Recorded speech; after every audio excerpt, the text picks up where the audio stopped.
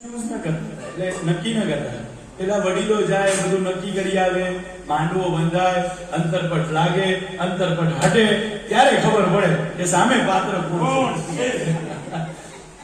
તો સંગનાદેવીના લગ્ન જે છે તે સૂર્યનારાયણ ભગવાન સાથે નક્કી થયા. એ જ પ્રમાણે માંડવો બંધાણો, અંતરપટ લાગ્યો, અને જેવો અંતરપટ હટ્યો તો સંગનાદેવી એમની સામે પણ જોઈ શકતા નતા. કે સૂર્યનારાયણ ભગવાનનું તો કેટલો તેજસ્વી સ્વરૂપ છે, કરોડો માઇલ દૂર છે, તો એમની સામે આપણે જોઈ શકતા નથી.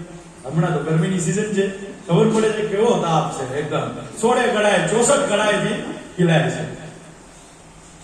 તો એમની સામે ન જોઈ શકતા હતા. તો તે જ મંડપમાં માતાજીએ નિર્ણય લીધો, તમારી પાસે તેજ છે ને, તો હું મારા તપોબળને વધારી નાખીશ. તમારો તેજ અને મારો તપ એક સાથે ભળી જશે, ત્યારે આપણું જીવન વ્યતીત થશે. એટલા માટે કહેવાય છે વિવાહની અંદર તેજ ન જોઈએ. અગર જો તેજ હોય તો સામે પણ તપોબળ જોઈએ. એટલા માટે કહેવાય છે. અને કહેવાય નીતિ નિયમ વાળા વ્યક્તિ હોય ને, એની સાથે જીવન વ્યતીત કરવું થોડું કઠિન હોય, બરાબર ને?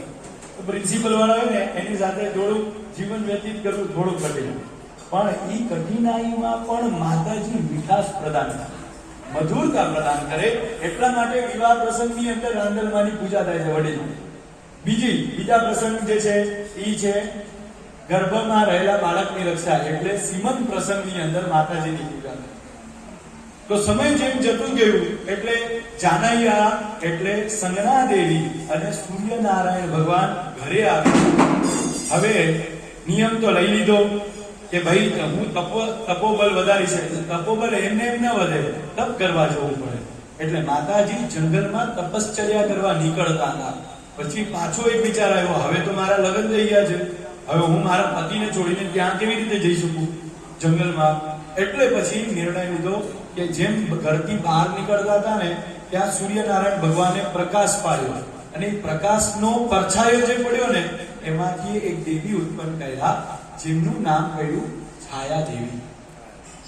અને છાયાદેવીને સૂર્યનારાયણ ભગવાન પાસે રાખી, એમની શક્તિઓને રાખી, અને પોતે સંગનાદેવી જંગલમાં તપશ્ચર્યા કરવા નીકળી ગયા.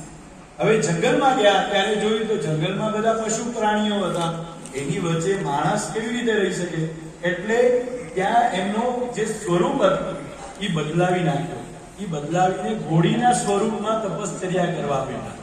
એટલે જ તમે સાંભળ્યું હશે, જ્યાં પણ રાંદલમાની પૂજા થાય ત્યાં ઘોડો ખુંદા થાય. એટલા માટે આ ઘોડાઓ જે 7 ઘોડાઓ રાખ્યા છે, આ સૂર્યનારાયણ ભગવાનના ઘોડાઓ અહીંયા રાખ્યા છે. હવે સમય જતા સૂર્યનારાયણ ભગવાનને પણ જાણ થઈ.